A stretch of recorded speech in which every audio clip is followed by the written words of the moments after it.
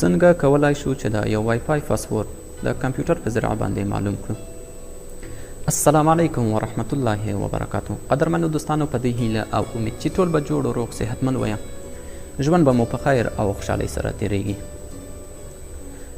قدرمنو دوستانو، نن غواړم په دې باره کې تاسو ته معلومات درکړم چې څه ډول کولای شو د کمپیوټر په ذریعه باندې د یو وای فای پاسورډ معلوم کړو. نو ماته یې دوه طریقې معلومې دي. کیدای شي مختلفې طریقې د یو وای فای د پاسورډ د معلومولو لپاره موجودې وي.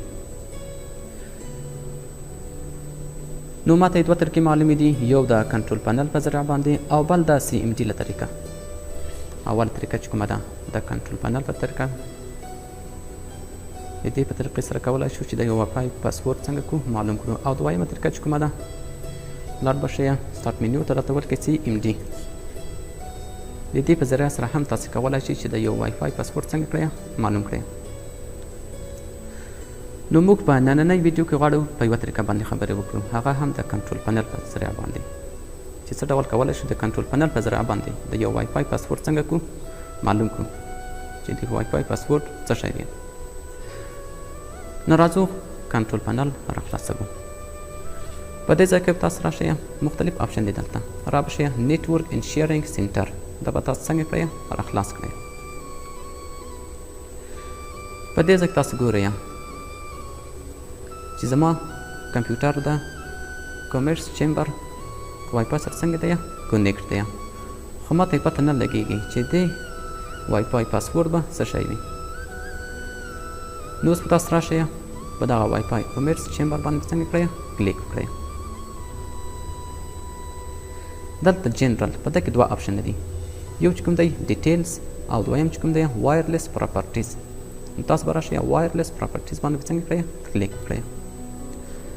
په دې ځای کې تاسو ګورئ کنیکشن او سکیورټي، تاسو به راشئ سکیورټي باندې به کلیک کړئ، دا به راخلاص کړئ. په دې ځای کې تاسو درې ټکس باکس معلومیږي. دغه آخر ټکس باکس دغه زموږ د وای فای څه دی پاسورډ دی، چې موږ ته یې پته نه لګي چې د وای فای پاسورډ و څه شی وي.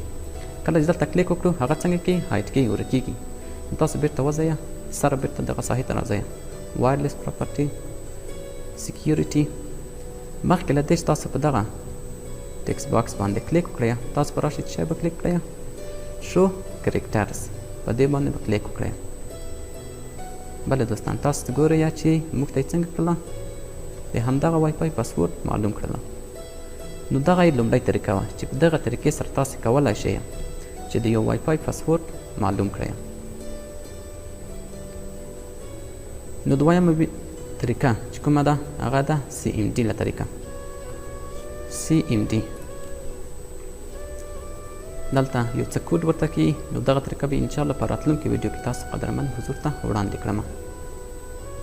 نو کیدای شي مختلفې طریقې د یو وای فای د هکینګ لپاره شتون ولري، چې د هغه په ذریعه باندې تاسو کولی شئ یو وای فای څنګه کړئ هک کړئ یا د هغه پاسورډ معلوم کړئ. مختلفې طریقې شتون لري، خو ماته فی الحال همدغه دوه طریقې معلومې دي.